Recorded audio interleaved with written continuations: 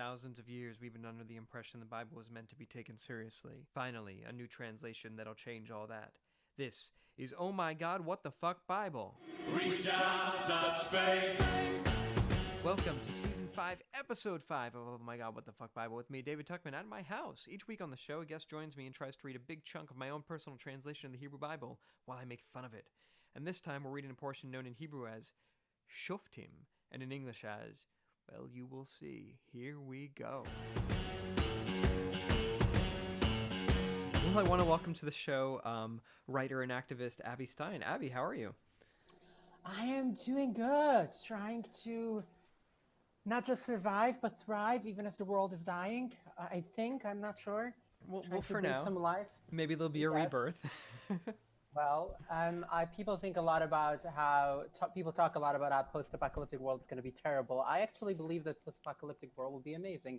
We can get rid of all the oppressive systems that we have created. Imagine just like starting with a blank slate. Mm-hmm. So I guess in some ways, this is the opportunity that we're getting. Yeah, exactly. If I may say, we're getting in Rosh Hashanah for the whole world. Okay, I like that. We're getting close to Rosh Hashanah, and maybe it's a new year for the world or a new beginning. Hopefully. I hope we get the chance to begin again, and it's not just the endless ending. Well, every end is a beginning of a new beginning. Every end is a new beginning in some way. As the band once said. That is one thing I still really believe, but I learned that from Kabbalah. And if I don't want to dive in too much, but there's this idea of Keter Malchut, which is where you reach the bottom of all the worlds, and then you start all over again, because the bottom and the end are all, the beginning and the end are all tied to each other. And I think it's also reality on a very humanistic way. I think so. I know that from the hit song Closing Time that was big in the 90s. So Kabbalah, well, that's the pop culture you grew up with. Thing. Yeah, exactly. Exactly. You grew up in a pop culture. I grew up in Kabbalah's pop culture. So let's talk about that. Let's talk about how you grew up a little bit. What's your religious and Jewish background? Well, I do want to say one thing, and it's my bad because I said I grew up. I usually like to tell people my parents attempted to raise me. Whether I grew up or not, that is up for debate. You ask my parents, they might actually tell you they failed, meaning that even the people who attempted to raise me think that I didn't grow up. So perhaps I didn't grow up, and I think that's a positive way of looking at life, because once you grow up, there's all these rules that don't make a lot of sense that you have to follow for no good reason. So I guess it's a good idea not to grow up in some ways. Yes. I was raised in the Hasidic community in Williamsburg in Brooklyn, New York. For those of you who don't know it, imagine a hypothetical religious dystopia that might have existed in the 18th century.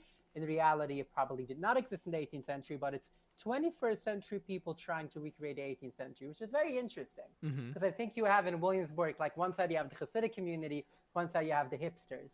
And I used to say that there's one side people trying to live in the 18th century, one side people trying to live in the 22nd century. But in reality, I think it's just both sides, people living in the 21st century pretending to live in other times. Yeah, everyone's chasing their golden age. And ultimately, but that is quintessential 21st century. Absolutely, yes. And I really believe that also. I think the way the Hasidic community lives right now would not have been possible in many other places in the world or in many other time-space continuums.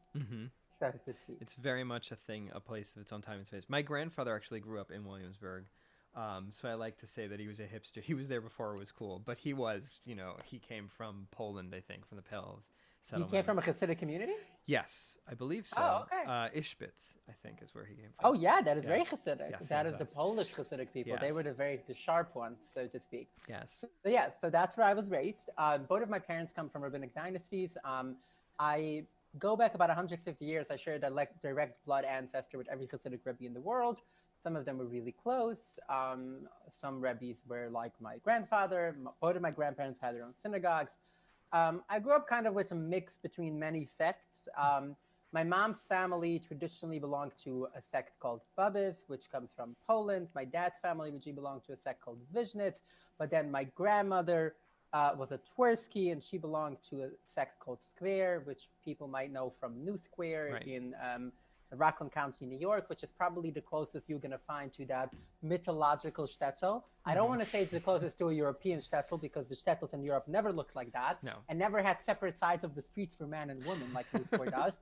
But this was really my uncle who founded it, and that was his idea. So that is kind of my family, which meant that in addition to being Hasidic, they're just Hasidic with an extra cover of Bekitches, if that makes sense, on the average of kind of how they saw themselves within the Hasidic community. So there's a lot of extra expectation there, a lot of extra very much so pressure on you. Not just expectation, there's a lot of extra physical in the sense of the clothing that we wear. Starting from when I was 3 years old, I started wearing on Shabbat and holidays what's called a bekitche, which most Hasidic people only wear from age 13 or even older when they get married.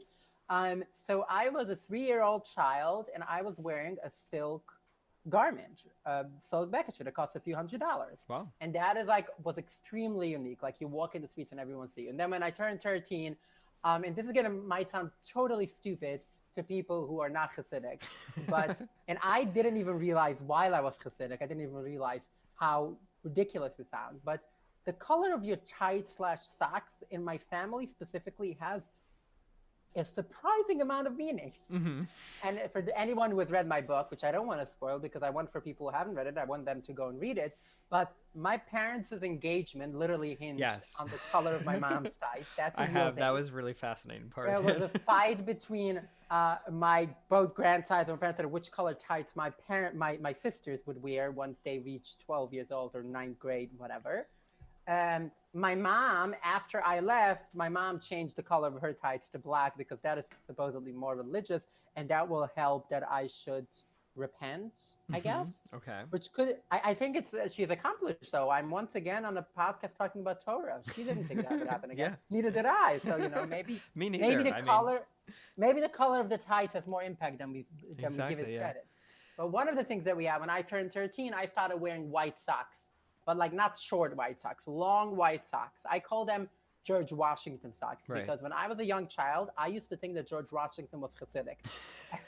The reason for that was because my dad would always gift for his students on Purim, which is the holiday. People call it a Jewish Halloween. That's not exactly accurate, but let's go with the Jewish Halloween. He would give to all of his students the $2 bills. And on the back of the $2, there's this painting from the Declaration of Independence. And you see George Washington and all the founding fathers wearing these long tights and short pants. The only people that I knew who wear that to this day are Hasidic people. So that's what we wore since age 13. And in the entire neighborhood of Williamsburg, with thousands of teenage boys, there were probably 10 of us who wore white socks, probably actually 9 because I wasn't really a boy, but that's what they taught. So there was that part as well. Point being, I think I should stop, but I think this gives people the image of how I grew up. Yes, absolutely. You've being raised as a male, even though I never identified as such, in one of the most sheltered, one of the most gender segregated and isolated communities in the world, who at the same time, their culture, I think, is very grounded in contemporary reality. I think so. Even if they might not want to say that. Absolutely. I think you talked a little bit about rejecting these structures that are holding us back. I think that is one of the structures that is kind of magnified and amplified in that kind of community. But one of the things, you grew up in a Hasidic community. Presumably you have a lot of familiarity with Hebrew text, with things like Torah and Tanakh and things like that. I do. I used to know the entire Torah, so the first 5 books of the Bible, by head, I think in English you say by heart. By heart, yes. By head is a Yiddish translation. In Yiddish we would say Osevendik or in cup. Anyway, and so which makes more sense, but yes. Yeah, I guess, because our heart, the whole idea that our heart has anything to do with our emotions is kind of not scientific. Yeah. But let's not go into that. But yeah. So I used to know it by heart. I think I still do. Maybe I'm starting to miss on spots. But we used to say it every week, and I would say it every week. Like every week, you said the whole parsha, what's called Shnai Mikra ve'Echet Targum, which is where you say the Mishnah twice in Hebrew and once in Aramaic. It's actually very interesting, and I was going to bring that up anyway. When we're talking about, we're going to do WTF translation of the Bible, if I may say. You may. And I realized as I studied Aramaic, and we had some Aramaic classes even in yeshiva, but I took it to a whole new level, and I actually with Sid, with we call that Aramaic Dikduk, but there was kind of like an Hebrew Aramaic dictionary, and really got into this Judeo-Aramaic. And I started to be able to read the Targum, which is the translations of the Bible into Aramaic, on my own. So when up to like age 14, 15, I mostly could only understand what they meant based on the translations back into Hebrew that were written by religious people who were telling me what they really say. But when you start reading them in the original Aramaic, you start realizing that the people who wrote these Targum, which traditionally were Talmudic rabbis during different time periods, they took the text and twisted them upside down. Oh, yeah. They did with them. Specifically, there's one there's a chumash. There's I don't know how to call even a chumash. These 5, when they publish like each book Yes. of the Bible separately, and there's something called Mikraot Gedolot. Yes. Which literally just means big letters, but it's these.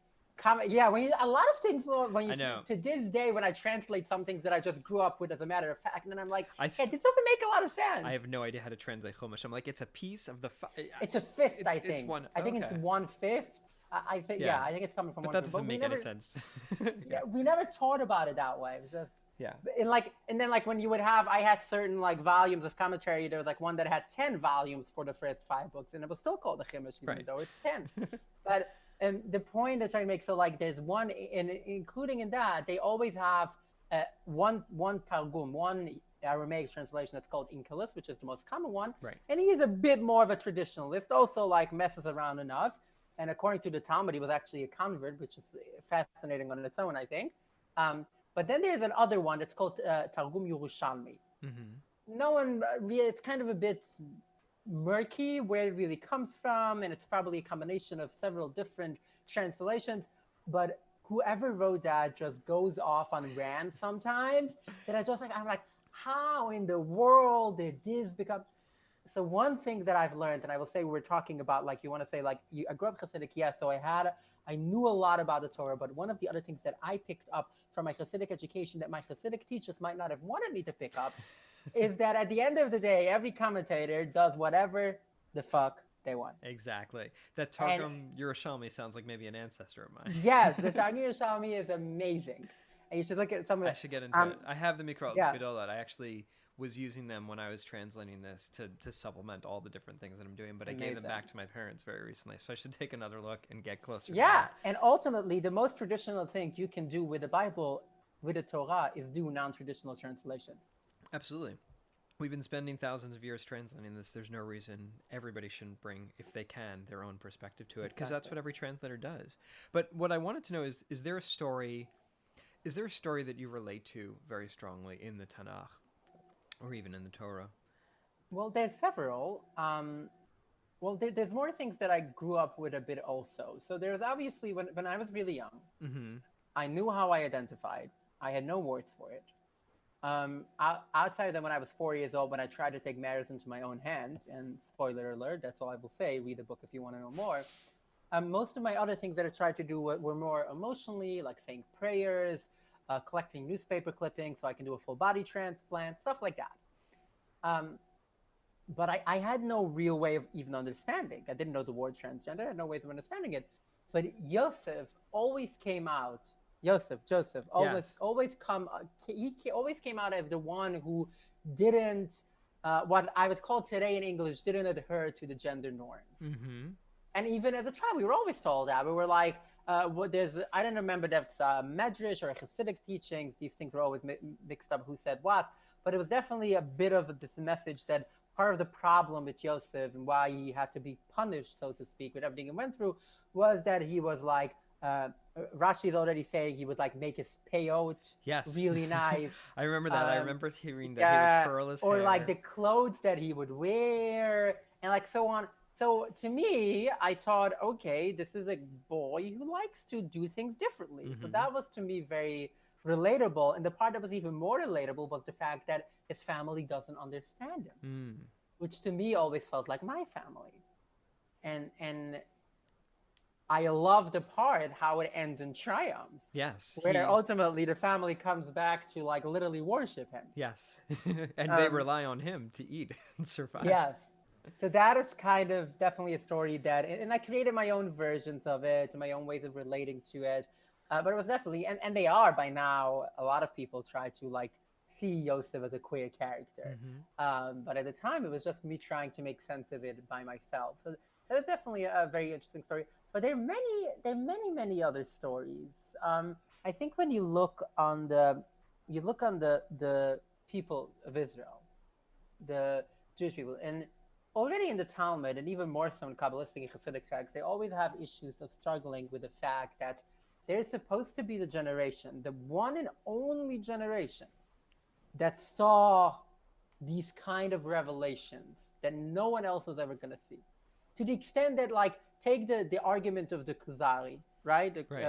Which is a known argument of philosophy, where he's trying to argue that the reason why Judaism has to be accurate because it has been going from generation to generation and people don't lie, which is very weird. It doesn't make sense because it actually his argument kind of contradicts the book of Ezra, where it says quite literally that the Jews after coming back from the Babylonian exile had no effing clue about anything. Right. Like, it's very obvious they didn't remember anything, but without going into the details of that. But just like looking on that argument, so supposedly these are the people who like saw everything. And you read specifically throughout the Bamidbar, the book of Numbers, they just keep rebelling again and again and again. So like there is a way of looking at it, but there's another way of like, I related to the fact of like, don't tell me what to do. Like, give me a break. Just because you decided something, I have to follow you. I want to say something, and it's not, I was just thinking about like how when we spoke about this before we started recording it, how like when you start reading stories in a different way, certain things just pop out. So I love biblical criticism and biblical scholarship. And for a while, that is what made me reject everything.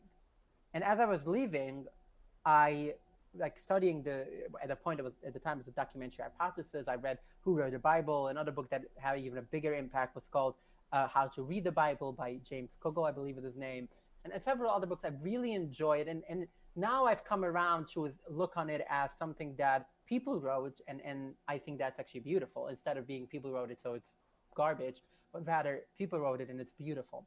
Now, whatever it's divinely inspired or not, that's a matter of faith. That's not a matter of anyone to be able to discuss. But one of the things that I've come to realize, and a lot of people have, in academic, I guess, scholarship of the Bible talk about that, how the stories, specifically in Genesis and in Numbers, pretty much the whole like Bible, you see a lot of it reflecting the stories in the books of Judges, prophets, and kings. And from what we know from historical records, we can actually corroborate many of the stories that are happening. For example, we can corroborate almost, I wouldn't say all, but a lot more stories in the books of Kings than we can of any books in the Torah, of any stories in the first 5 books. And it's very interesting. And a lot of academics believe that these are stories that were written before, and kind of the Torah was later kind of imposed and kind of stories to reflect. Or if it's a story of like Yehuda and Tamar, Yehuda and his daughter-in-law, and then you compare that to what's happening with David and like so on. There's a lot of stories that make a lot more sense. And one of the things that people say, which actually plays in a lot in the book of Deuteronomy, is that all the stories of the patriarchs were actually some, again, scholars argue about everything. As we know in Judaism, if there's 2 Jews, there has to be 3 opinions. But some of the things make a lot of sense to the contemporary description of nomadic tribes in the 7th and 8th century BCE. So meaning not when they were supposedly happening between, I don't know, the 17th and the 15th centuries BCE, which has a whole problem because camels were not domesticated until the 12th century, which is why the whole story. But outside of that, and looking on it from that perspective, 2 days ago, literally 2 days ago, I was watching this documentary about the Nabateans, which a lot of people don't know their names, but a lot more people know Petra. So they built Petra. Okay. In like which is today one of the 7 wonders of the world, and like these amazing, and it was discussing like all of their like genius ideas about how to conserve water year round, and how they got to a point during the 2nd century BC where they controlled everything because they had the most a precious resource in the desert, which was water. And they had this whole system, how they would create cisterns. I think I'm pronouncing the word right. Yes. Where they would collect water and then hide it with rocks that no one outside of the Nabateans would know that there's water there. And suddenly it hit me, the story of Moses hitting the rock and water comes out, which always I was thinking, okay, it's just a made up story. And suddenly I'm like, okay, a lot of people during that time might have heard of people, because that story is happening in the kind of, well, according to many scholars, the desert that the Israelites were working was literally where Petra is, because they ended up crossing the Jordan River after that. So it's like happening. And there were stories about people who somehow managed to get water out of rocks in that place. And suddenly the whole story makes so much more sense. Anyway, I just found these things fascinating. So point being, and I think I've been like that since I was really young, instead of taking the biblical stories on face value and be like, okay, but this doesn't make any sense, therefore you can go out the window, rather being, this is a very interesting story, but what's really behind it? And sometimes we find fascinating things. Which is why I love this podcast. Awesome. I mean, my approach is there is that, but also why not have fun with it? Why take it extremely seriously? Why does this have to be the incredibly don't take it serious at all. Yeah. And with that, Abby, would you like to read the Bible with me? Let's do this. All right. This is Torah, a loose translation, Book 5, Words, Episode 5, Episode 5, Chapter 20, in which the literal law is laid down. Deuteronomy 16:18 to 17:13 in the regular translation. Make judges and officers in all towns, Yahweh, Jehovah. Whatever you want to say. Yeah, okay. Well, I like to translate this to being, capital B. Okay. Which is what Havaya means, existence. Your Elohim is giving you, based on your tribes, they will judge the nation and do justice. Don't judge unfairly. Don't be partial, which means don't be in the pockets of any corporations. Don't take bribes. No. Because bribes blind the eyes of the smart and topple the words of the just. Strong words. A bit too strong. Part of me is like wishful thinking. Yeah. I also gotta say that if these judges are based on your tribes, that sounds like a recipe for disaster. Right. You're gonna have partiality. Well, I guess it's each tribe is its own set, so hopefully they're not partial to the tribes. But as you move up the ladder, there's gonna be bias. But it sounds like community policing. It's like don't have police from outside of the tribe. Yes. Exactly. Defund any police which are outsiders coming in to control the community cops can't members. live in Nassau and Suffolk. They have to live here. Exactly. Justice. Chase after justice. Yes, so that's famous Sedek Tirdov. For some reason, the Rabbinical Council of America thought it was appropriate to give a plaque with those words to Mike Pence. I don't know why, but Sedek Tirdov, chase after justice always. We're going to pretend that they gave it to him as a message of what he should do, exactly, not what he has been doing. They were reminding him. Yes, we know that that's not accurate, but we're going to pretend. So that we can interpret it however we want, as we've already discussed, So that you always live and own the land of being, of Yahweh. Your Elohim will give you. Okay. So if you don't pursue justice and you don't do these things, if you take bribes, you will lose the land. And other thing, though, I think is very important. Justice has a reason. In other words, blind justice is a problem. Only pursue justice so that you shall live. If you think you pursue justice and you end up killing more people, you are doing something wrong. Yeah, I like that. Or like, if I may say, a quick Hasidic story, that there was a teaching from Reb Levi Yitzchak of Berditchev, who was known as the Hasidic Rebbe who loved to argue with God. But he used to say there's a story with Amalek, which is coming up in the next week's Porsche, actually. Va'ata ayev ve'yageya. You were tired and exhausted. And he said that means, and the next part is because you didn't love God. You were not afraid of God. But he would say, if you are tired and exhausted, that means you're worshiping the wrong God. If you do not get to justice so that people shall live, you're doing justice wrong. Don't build a stone pillar. Jehovah hates that. Don't sacrifice an ox and a sheep that has a defect or any bad things to Jehovah, your Elohim. Havaya, your Elohim, thinks that's disgusting. How judgmental. He's not. Yeah, he's a lot. He's a perfectionist. Well, yeah. He's literally or she or it or whatever. It's literally the jealous God. What do we want? Exactly.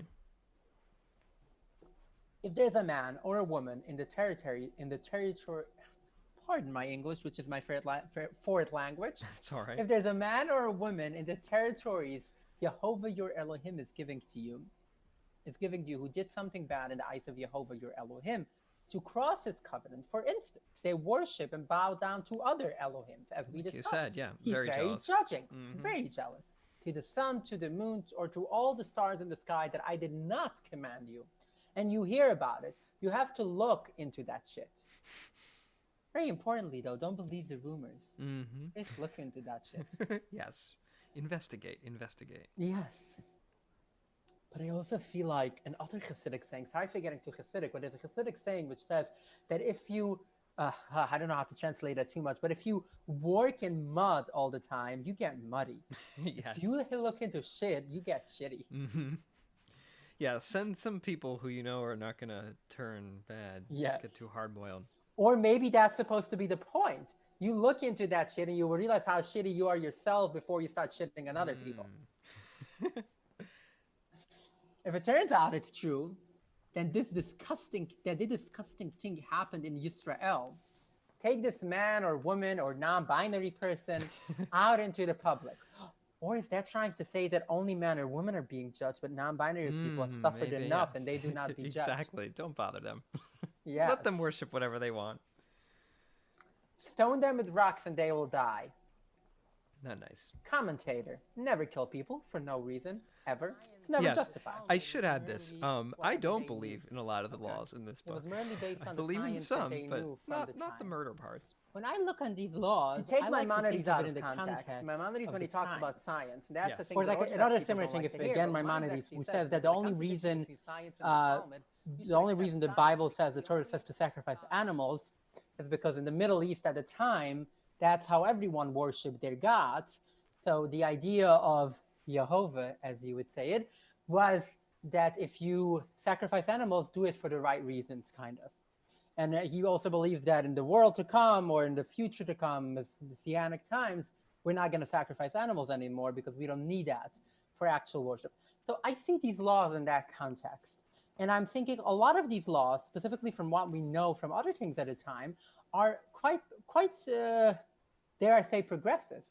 And I guess the message that we can take from it is not to follow these laws, but rather that in every time we need to push for more. We need to push for more progress. Right. Always. And again, is that what they meant? I don't know. I don't care. But it's the message that I choose to pick. Perfect. I love it. However, you can only kill someone on the word of 2 or 3 witnesses. It's never just one witness. Also, those witnesses will be first to kill the person. I love that. Yeah. If you're gonna accuse somebody, you better be ready to pull the trigger. You better be ready. Exactly. Everyone else comes after. Wait, but that means everyone else is lining up to kill them? I don't know about that part. Yeah.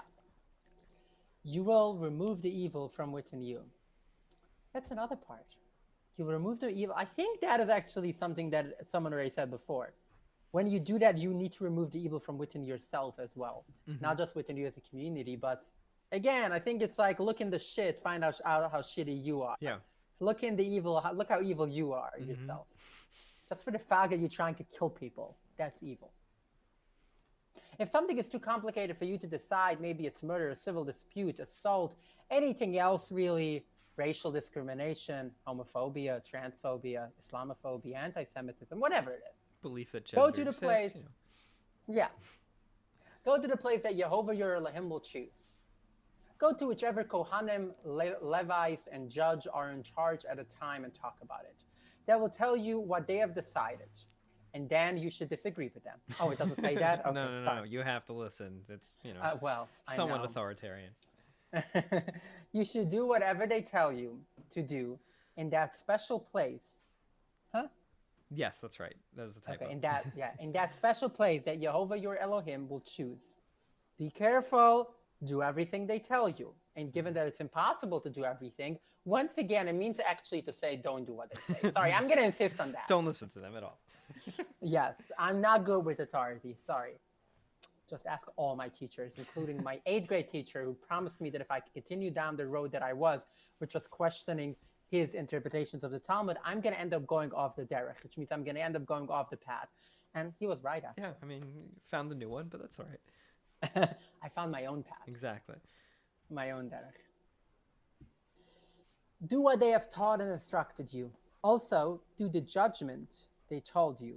Don't turn left or right from what they told you. So that's an interesting Only thing. turn left. Yes. There was actually, I think I saw a Rashi that was saying that even if they say that left is right and right is left, you still have to listen to them, which is really tricky, because it's like if they're saying that what's right is wrong and what's wrong is right, you have to listen to authority. So I'm not a fan of the whole authority thing here. Well, that's the thing. He doesn't say, though. He doesn't say that even if they say what's wrong is right and right is wrong. Right, he says if what's they say right on is left. There might be something there. I'm not sure what yet, but there might be something there. But also, I did need to say about Rashi, and all respect to Rashi. Yeah. And I'm supposedly a descendant of him many times. But his commentary is actually not a commentary. It's a collection. Literally everything that he says is Talmudic, either from the Talmud or the Midrash. He does cite it, which is nice, but yes. Yeah. Maybe it's what you think is left is actually right, and you need to look further left. Maybe that's what he's saying.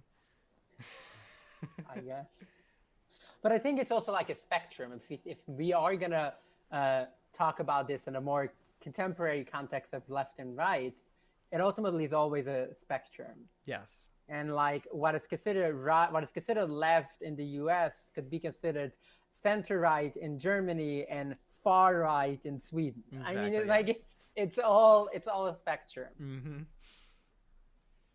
Do what they have taught and instructed you. Also, do the judgment they told you. Don't turn left or right from what they told you. The man that acts with wickedness and doesn't listen to the Kohanim, who stands to serve Jehovah, your Elohim, or to the judge, that man will die. That's how you will remove the evil from Yisrael. And the whole nation will hear, be afraid, and never be wicked again. Oh, sounds pretty simple. All right. Well, actually, this seems to be like a clause. Mm-hmm. When I studied for my ordination, for my smicha, we talk a lot about, how like halacha, specifically the way halacha is deciphered from within the Talmudic text, is one of the ways is to look on what is the reasoning behind something, and then you start realizing, okay, so what actually happens? Now, the reality is that, and we know that for a fact, that being, quote unquote, tough on crime doesn't actually lead to a real reduction in crime. Mm-hmm. So looking on that the reason for these harsh punishments are that in order people should not be wicked again, we also know that doesn't happen from harsh punishment. So perhaps what this is really saying is that if people sin, do not punish them, because we know for a fact that punishment in the way of like, oh, we want to punish you, instead of, let's put it this way, punishment in the way we think about it, sending people to prison for their entire life, as opposed to restorative justice, doesn't really work. And therefore don't do it, because the only reason you should do punishment is so that people will never do it again. Mm-hmm. Well, Thank you for coming to my socialist sermon. I like it. Well, another way of looking at it is maybe, we're not saying that they're just saying who should die and who shouldn't die, right? Because there are, like, the thing that we're describing that requires the death penalty is going after other elves or other Elohim. But what they're talking about are these disputes: murder, assault, civic dispute, any kind of assault. And we're going to people who are going to resolve it and maybe deliver retributive justice. And maybe it's establishing a different form of justice that isn't punishment. But if you try to move outside of it, that's where the wickedness comes. another way. I have no idea. Yeah. That's chapter 20. This is chapter 21, in which there's some king shit. Deuteronomy 17:14 to 17:20. After you've been living in the land Jehovah, your Elohim, gives you to possess, and you say, I will make a king over me like all the other nations around. Damn, girl, what is wrong with you? You should put a king over you. Why? Yeah. But make sure it's one chosen by Jehovah. This is a contradiction. You want a king, you should put it because you want it, but make sure it's the one God or Yahweh has chosen. However you know. I mean, who's determining Yeah. that? Well, from your brothers or sisters or siblings, Yes. do not make a foreigner who is not your brother your king. Once again, I think we keep coming back to that, like, law enforcement or government can only be from within you. You can't have outsiders or people who are too many times richer than the people they're supposedly treating. Yes, and we're about to get even more into that. Yeah. The king cannot keep too many horses or return the nation to Mitzrayim. In other words, the king can't have too many houses and too many cars, and they cannot return the nation to a narrow place to increase the numbers of horses he has. Right. So he can't basically go golfing on the nation's dime. He can't. He also can destroy the post office because he thinks that will give him more power. Mm-hmm. Jehovah told you not to go back there. He should also not collect too many women. So the Talmud specifically caps the number of women he's allowed to have at 18 for some reason? Yes. It's based on something that is There's some calculation with David and yeah. But here, I want to go back for a second. He's saying, Jehovah told you not to go back there. You shouldn't be, like, don't be too rich because you're going to try to take the nation back to make it again in a certain way that you think it was in the past. You might think that's a good idea, but going back to there, that was never great to begin with. I promise you, there's no puns there. No. Just don't take it back to a time when everything was supposedly great, because we all know it was never great. Exactly. Don't go back to servitude. Don't go back to your greatness. Yeah. He should not collect too many women. Does that include prostitutes and mistresses? Well, I don't make a distinction between concubines and wives. Like, women is just women. So Does it depend how he pays them off to keep them quiet? Does that matter? Yeah. I think as long as there's a limit on how many there are. Okay, interesting. What if we can't tell? There's just way too many to count. Yeah, that's a problem. That is a problem. Okay. Let his heart go astray or have too much silver and gold. Okay, so just maximum income right there. If it's just like, it's like screaming one specific person. I just can't help it. Yes. Like, not too much silver and gold, not too much gold-plated things, too much gold in decoration. Yeah. Like, don't cover your toilet in gold. Yeah. When the king sits on his royal chair, the Koyans and the Levites will write a copy of these teachings for him on a scroll, and then they will find it in the temple, and they will argue that this was written by Moses, even though they probably totally wrote it so King Isaiah can make new reforms. Oh, what did I say? No, sorry, I did not mean that. Okay. It will be with him, and you will read it every day of his life, so he will learn, you will always learn to fear Jehovah, your Elohim, and to guard over all the words of these teachings and these decrees, making sure to do them. That way his heart wouldn't rise above his brothers, and he wouldn't turn in any direction from the commandments. That way, him and his sons and daughters within Yisrael, which means wrestling with God, will keep their reign for longer. And that's 21. You know, if you want to have a longer reign, you need to reign. You need to be humble. You need to listen to God. Don't rise yourself above your brothers and sisters. Don't try to make anything great again, because it never was. No. That's chapter 21. Chapter 22, and there are some rules about the dispossessed, those without land. Deuteronomy 18:1 to 18:8. The Levites and the Cohens, the whole tribe of Levi, wouldn't have a portion and territory within Israel. Their food will be fire offerings to Jehovah. They wouldn't have a portion among their brothers. Jehovah is their portion. That's very interesting, because according to many scholars, when it comes to the story of the Exodus and Richard Elliott Friedman, in his book The Exodus, he literally has a book about the Exodus, mentions that also, which is an argument that it's very possible that the tribe of Levi were the only people who actually were in Egypt and came from Egypt, while many believe that the Israelites were merely Canaanites who turned into their own tribes and they became the kingdom of Israel and the kingdom of Judah. And that might be partially one of the, and they might also have brought the offer, they might have brought the worship of the one specific God, because while we know that Yahweh and El Elyon, these were all Canaanite gods, but we also know that they were worshipped in a very similar manner to all the other pagan gods. Like, we have found clay figurines of Yahweh and his wife Asherah, which is a whole fascinating story. We don't have time for the part of Asherah. But the point being, and it's very interesting that they might have been a certain tribe from Egypt. But the point, one of the interesting arguments about that is the fact that they were the only people who didn't have a traditional land. Yes. Because they might have actually been the outsiders, and the names are also Egyptian. That makes a lot of sense. Yeah. Yeah. Here is the rule of the koyans. Okay. Bring the shoulder, cheeks, and the stomach from the offerings, if it's an ox or a sheep, to the kohen.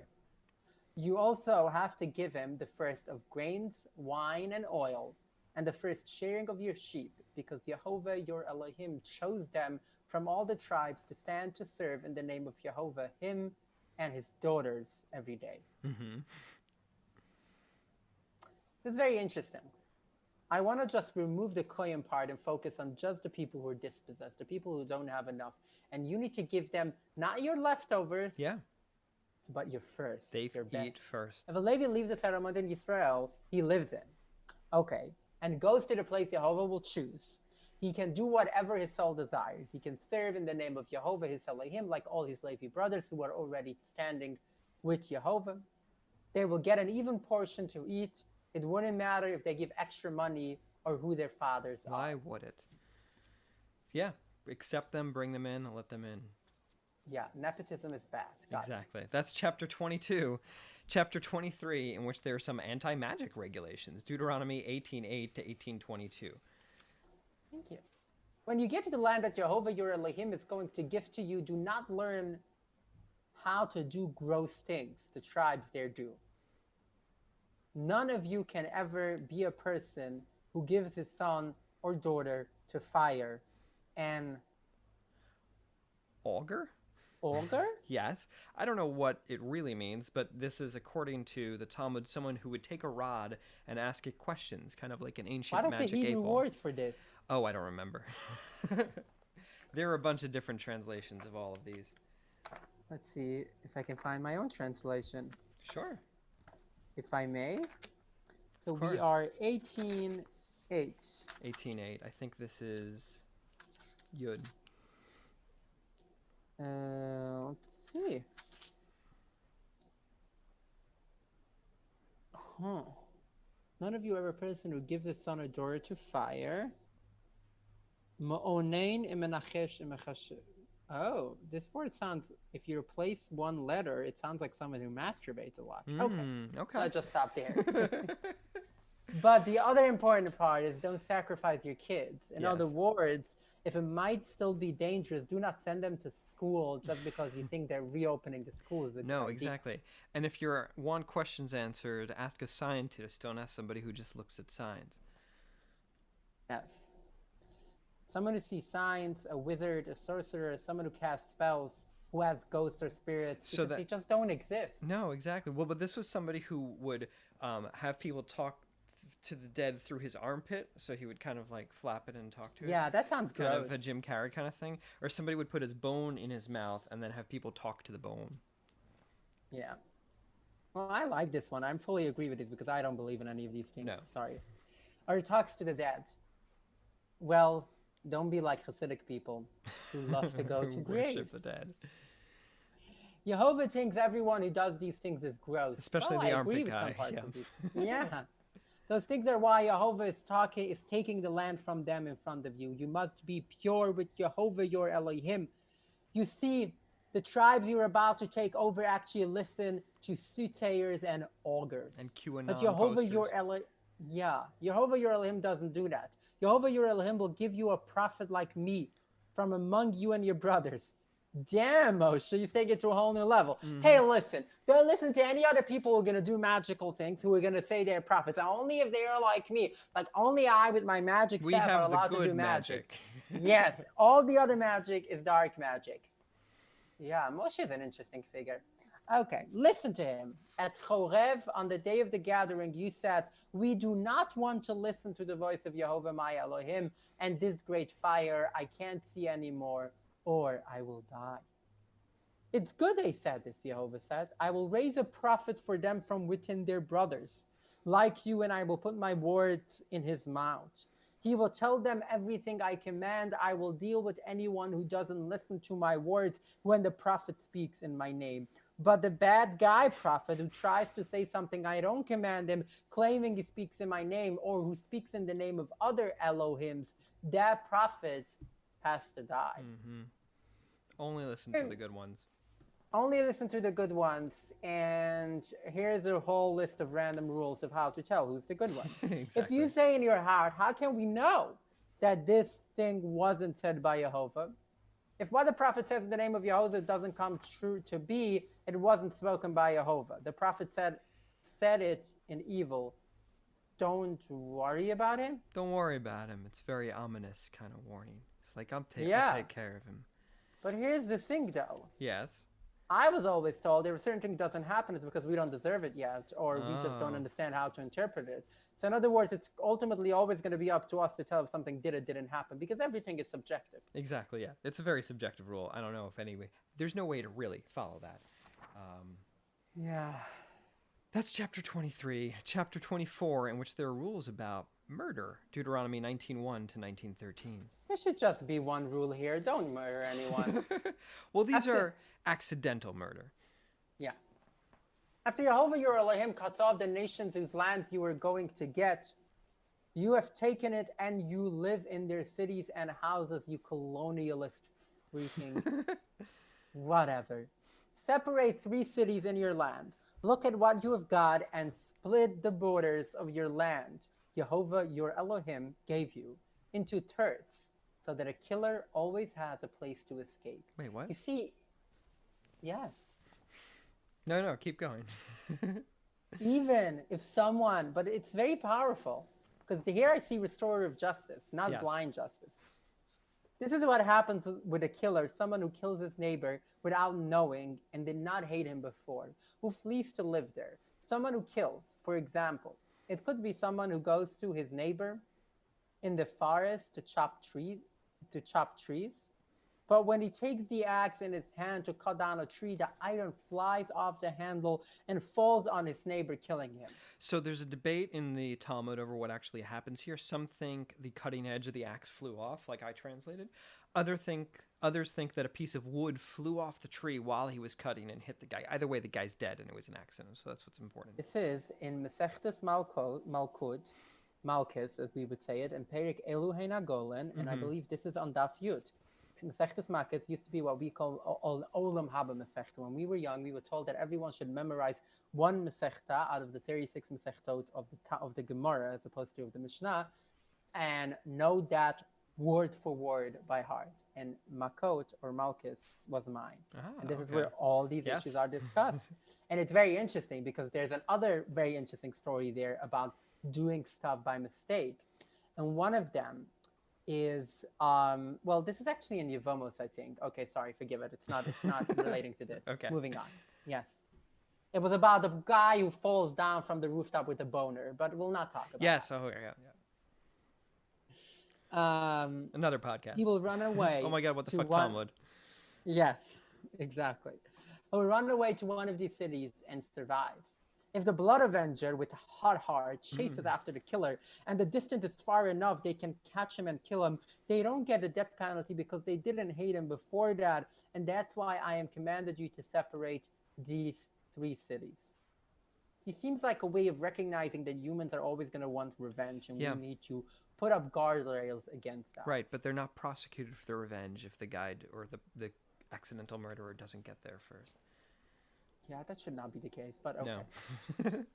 When Jehovah expands your borders like he promised your fathers and gives you all the land he said he had given your fathers, if you guard over all these commandments I'm commanding you today to love Yahweh your Elohim, and to you do that, you go in her ways all the days.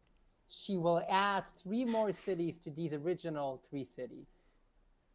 Do not allow clean blood to be spilled within the land of Hashem your Elohim is giving you, or blood will be on you. It's your responsibility. If there's injustice in your city, it's your effing fault.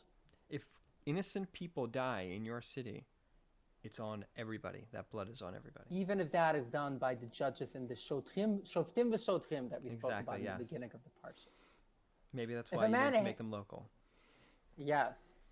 If a man hates his neighbors and lies in wait for him before rising up, hitting his soul and killing him, when that guy runs to one of these cities, the elders of the city will throw him out of there and give him to the blood avengers who will kill him. Do not pity him. You will send the blood of the innocent of Yisrael. It will be good for you. Whoa. Well, long story short, don't kill anyone. Exactly. Don't let murder happen. If it does, get rid of those people. That's chapter 24. Chapter 25, in which there's a rule about land. Deuteronomy 19:14. Don't violate. In like some kind of violent way, almost, I think is the word. Yeah. Don't violate your neighbor's border. That's the original border in the territory that you will be apportioned to you in the land of Jehovah your Elohim gave you to possess. So yeah, that's like there's property rights don't really work the way we think in a capitalism. Yeah. That's where the word comes from, which actually, according to halacha, this is where all the copyrights law come from. It doesn't just refer to land, it refers to everything, including intellectual property and so on. Interesting. Hopefully not after people are dead, then it reverts. It goes public domain. That's chapter 25. Chapter 26, in which the rules of testimony are established. Deuteronomy 19:15 to 19:21. One witness is not enough to find a man guilty for something he sinned. You can only do it from the testimony of 2 or 3 witnesses. I feel like we just did this, but okay.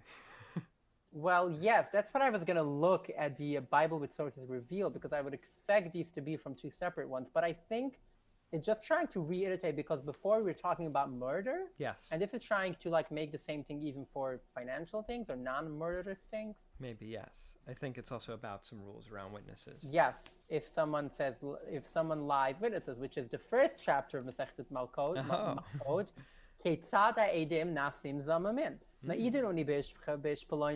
Whatever. So it's like the whole story of some people come and make a false witness. If a chaos witness lies about someone, the 2 men who are fighting will stand before Jehovah, the koyens and the judges in charge of the time. The judges will do an intense investigation, and if they say that again with me, an intense investigation. And if they find out the man was a false witness, the false witness will answer to his brothers, for what he wanted to do will be done to him. Ooh. You will get rid of the bad from your midst. This is actually very interesting, because the Talmud in Masechet Makot actually says that if you are saying that someone, say that someone killed someone, and you are a false witness, you actually, so for example, if it's a financial thing, you have to pay that fine. But if it's a thing of life or death, you are actually not killed, and instead of being killed, you pay a fine. Wow. Which is very interesting, because even here, according to the Talmud, it's not always the case, which is again very interesting, because they take if you think about it, the Talmud looks on these rules and they were like, yeah, you know what, this I don't like, so we're gonna change that. Right. One. The whole history of Judaism is kind of paving over this. What I love about them, though, is they don't just say, oh, we're gonna get rid of that. They're like, we're gonna get rid of that, and you shall know this is what the Torah meant. This is what it really means. Yeah. Interpretation, everything. When I study Masechet Shabbat, all there's the 39 commandments that you're not allowed to do on Shabbat. And these are not really commandments. They're things that the rabbis pulled out of their ass, and they say that it's biblical, though. Yes. And then there's all these differences, because then the rabbis also made rules that they were like, oh, these are rabbinic, but then there are these rules, and these are biblical. It's not in the Bible, but we are telling you that it's biblical. Yes. Very interesting.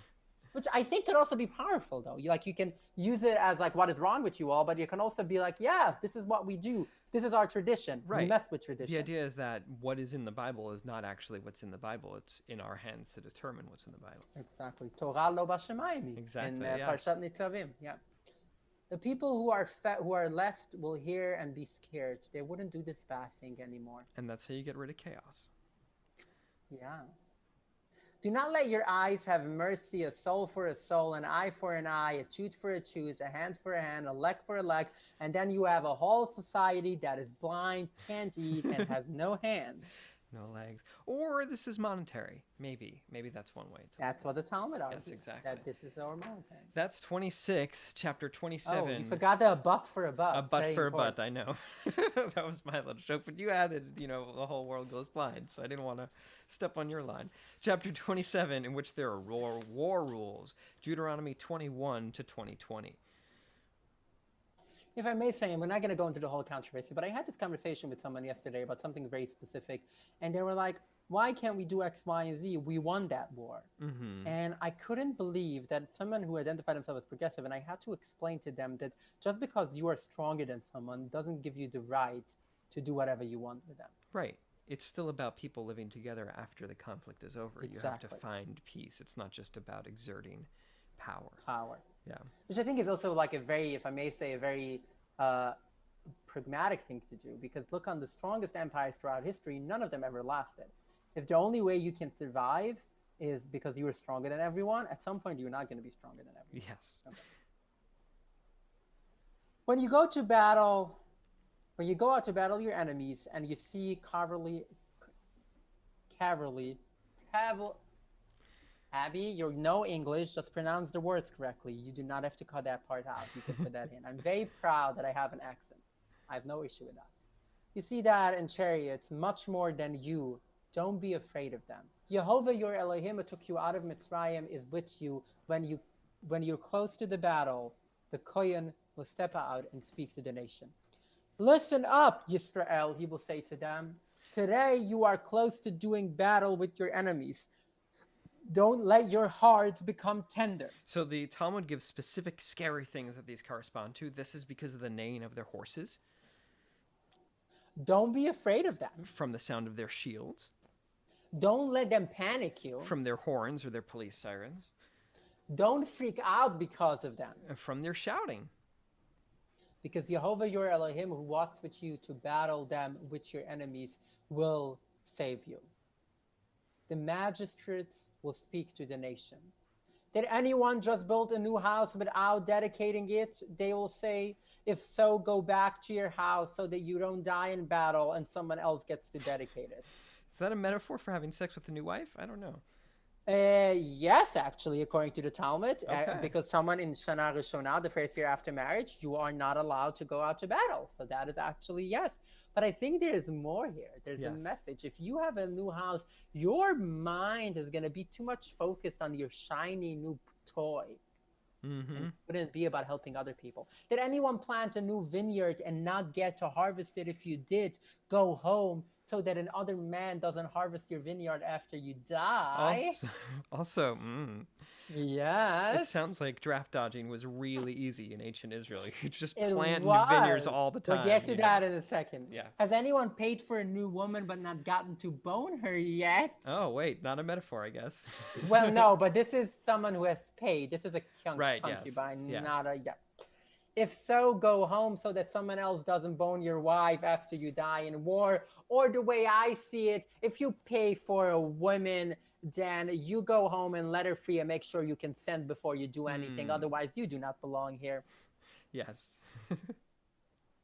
There was a play I think it was back in Europe before the Holocaust, a Yiddish play that made fun of this, where there was a whole army and there were a lot of people who were big and strong and like visually powerful, and they started asking questions. And all of these people got like, they had to leave, and they were only left with a few, we would say that in Yiddish, orche parche, which were like people who looked poor and weak and not really people who can fight. They're the only people who can fight. And I think the punchline of the story is you show up to the enemy's battle and they're all like, oh, really, them?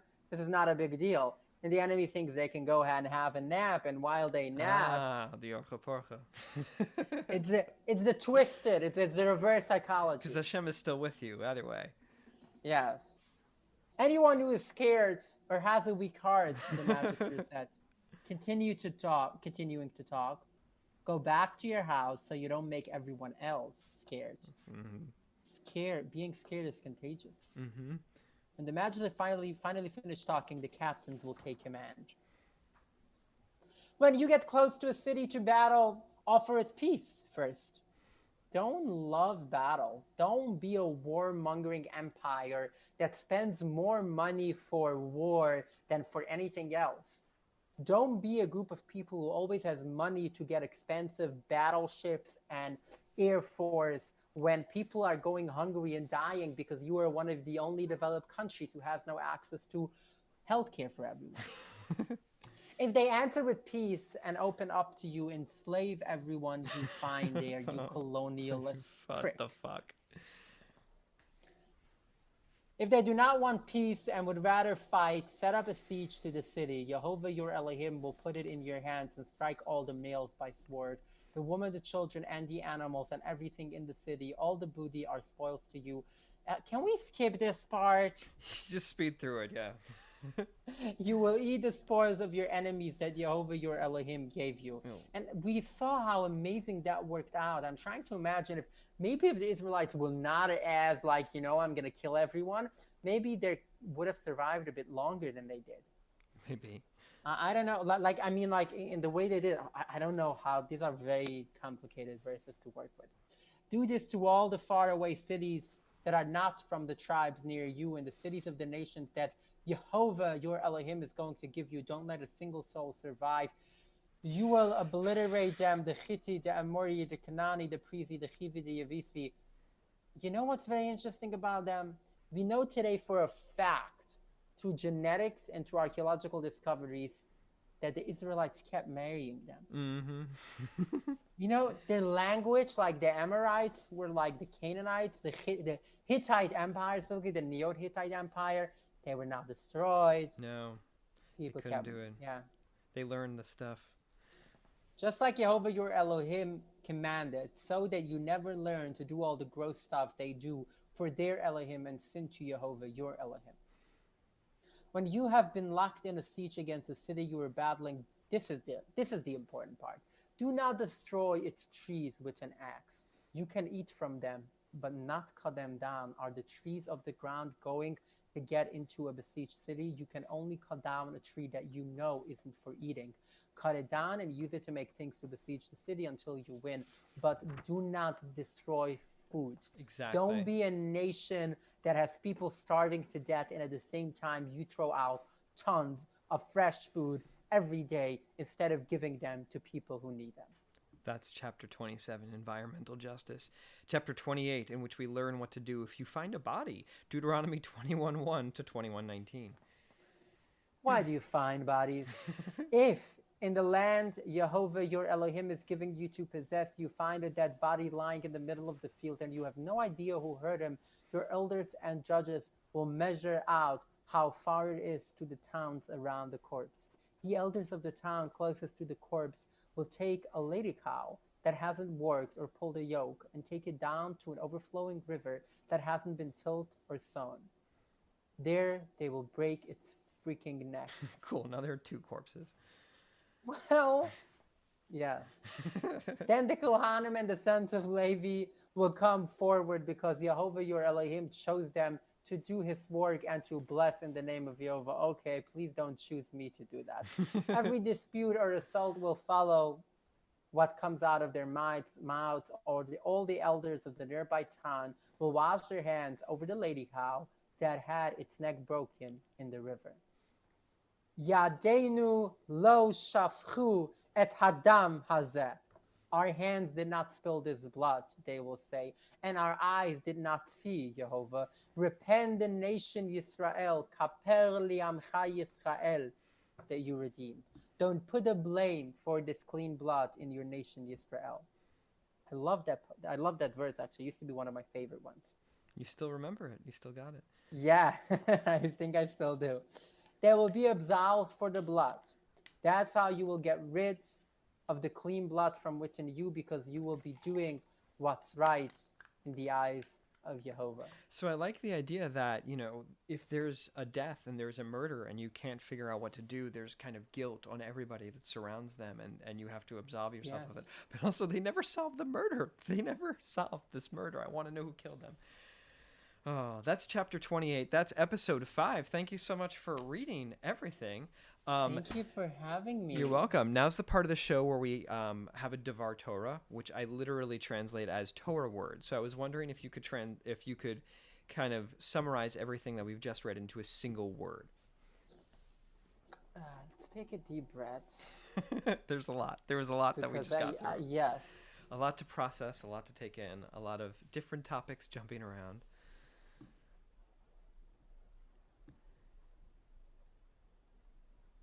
There's a lot. Can I create a word? You can create a word, yes. You can invent a new word in the image of God. Unblindness. Okay. Interesting. What does that mean? To me, it's undoing blind justice. Mm-hmm. Do not look, because I think everything that we have had, it goes like back and forward. There's ways of doing it right, there's ways of doing it wrong, and then there's like clauses that go in, but like not if that and not if that, and everything becomes, it's like not necessarily the way we would think. It makes us rethink what we think we know about justice. I like that. And I think yeah. I think there's something Talmudic about that too. It's like, as you're describing, like rethinking it, always rethinking how this works and how this applies to us, and not necessarily accepting it blindly, but interpreting it and making it meaningful in our own context. Yes. What's your Devar Torah? My Devar Torah is civilization, because I think this is, at least these rules are about establishing a civilization, establishing a world, and establishing a way of relating with each other. Thematically, it works with a few of these like kind of congruent episodes, but it is about like, from the beginning, it's about laying out how you establish authority. There's the authority figures in terms of the judges. There's the king or the executive or the person who is in charge of the society. There's how the army should operate and how you should prepare for a war. And then there are rules about territory and how you figure out crimes and figure out and deal with the guilt that comes with having a sin or a crime in your area. So that's what it was to me. Kind of looking at it from a historical perspective, or in the perspective of organizing a people and preparing them to preparing some colonialists to wage a war of genocide on a land and take over it, but preparing people to take over a land. Here's the thing. I think the second you start looking at this in context, and like most historians by now will agree that at least part of the people that later became the people of Israel and Judah were actually locals. Mm-hmm. And we know that for a fact that there was no mass destruction, and there's no, like, they are the sea peoples, but these were actually the Philistines. Right. And like, as far as we can tell, the people in that area were just the locals. So these stories seem to be later imposed. Yes. Which I think makes a big difference as these being not as much commandments, but rather making sense of our own identities. Yes. Because there's a myth of this kind of genocide, but it didn't really happen. Well, as you said, they still married into these tribes. They still merged with them and may have been I have of them. This whole thing which like never let me in peace, but like when it comes to the story of the Exodus, which is the reality that the latest you can place the Exodus in a biblical chronology would be the 14th, maybe the 30th century BC, but Egypt still fully controlled what we would call today Israel, Palestine, Jordan, or Canaan, all the way into the 12th century BC, which turns the entire story of the Exodus as people going from one province of Egypt to another province of Egypt. And what is interesting is that we do have a lot of evidence for kind of a local upheaval, kind of an uprising from the Canaanites against the Egyptians. And that was during the time of like the Great Collapse and whatever. There was a lot of other things happening.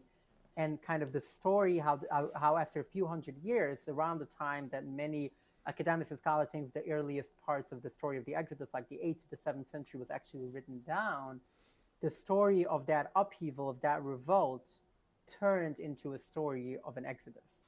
Which is just one of the many theories. But when we look at the genocide in that way as well, of like being, but there's all these people around us. They seem to have so much in common with us, but we want to say that we are the chosen people, that we are different. We need to say that we are outsiders who came, who are so different that we want to destroy all of you, specifically because we are so close. Mm-hmm. Interesting.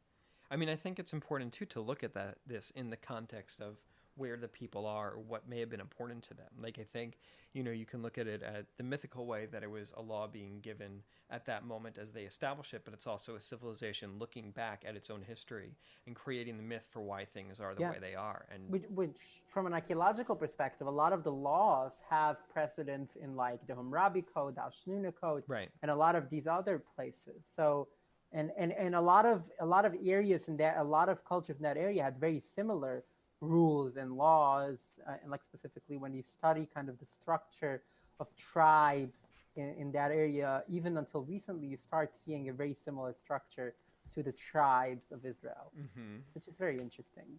Like the language, that always fascinates me, how people can ignore the fact that Hebrew, for example, like, who are the worst people? From all the people around them, the two nations that we were told not to marry are Ammon and Moab. The Ammonites, which we know for a fact are historical people, as record. But what makes the story more fascinating is the fact that their languages are the closest to Hebrew, to the extent that some linguists try to argue that Moabite, which we have like several different, like the most importantly is the, how's it called? Damn it, there's a stela. Not the Tel Dan stela, but it's a stela from Chemosh, from the king of Moab. And so on, like we have evidence of their languages, the Ammonites in Amman, which is literally where it comes from, Amman, the capital of Jordan, and their language in some linguists are trying to argue that it's actually the same language, just different dialects, which makes it so interesting that it seems to be the people that are the closest with whom they want to like separate the most. But those are also Lot's children, right? I mean, that's supposedly a very close tribe to them. In the myth, at least, yes. Yeah, which makes sense of them trying to explain. And I assume they probably looked very similar, spoke very similar language, probably had very similar customs, and so on. This has been very interesting and very fascinating. I think we do need to wrap up, though, because we do need to wrap up. I also need to get going. Yes. So do you? You've been talking about your book a lot. Where would you like people to check you out? What do you want them to read? Amazing. So, thank you. I'm very stalkable online. I say that in a nice way. I am on social media. You can find me on Facebook. I have a public page under Abby Stein with a blue check mark. I'm not trying to show off, just a bit. I am also on Instagram and on Twitter as Abby Chavestein, so at Abby Chavestein, which is ABBYCHAVASTEIN. My book is called Becoming Eve, My Journey from Ultra-Orthodox Rabbi to Transgender Woman. It is available everywhere books are sold. I am personally a huge fan of independent booksellers, so I encourage people to go. I created an easy, tiny URL, so like tinyurl.com/becomingeve. Oh, wow. And in there, if you click, you will see many options how to buy it. If you want to be evil, you can buy it from Amazon. But there's also an option for a website called IndieBound. And if you go to that website, it will give you a list of bookstores local to you that have it to sell either online or in person. You can either go pick it up or order it online. And it's all the same price. I think that is very powerful. The book is also available on as an ebook on Kindle and Nook and everywhere that does ebooks, as well as an audiobook as well. Awesome.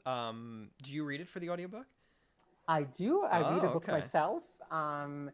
And every time you heard me during this podcast making a grammatical mistake or pronouncing a word wrong for the book, we actually went back and made sure to fix everything. And I do have to say that this amazing guy at Hachette Audio, who was my technician, as they are called, for recording it, was so patient and so amazing and so lovely.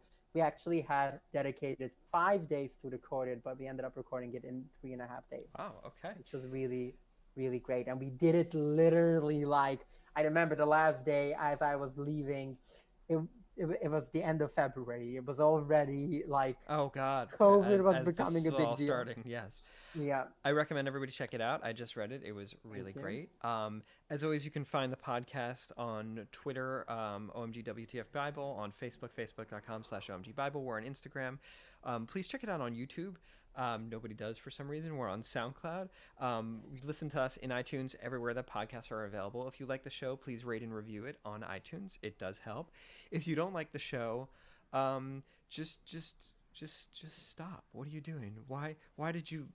Who are you? Just no. What is wrong with you? Yeah, exactly. You have problems. Talk to a psychiatrist about this. If you It's always a good idea to talk to a I think psychologist. in general you regardless. should talk to a psychiatrist about the things that you're dealing with. Bring it up in your next session, because I just assume that everybody should be going to see a mental health professional to Yeah, deal with the only people who don't the are the people who tragedy need that it is most. life.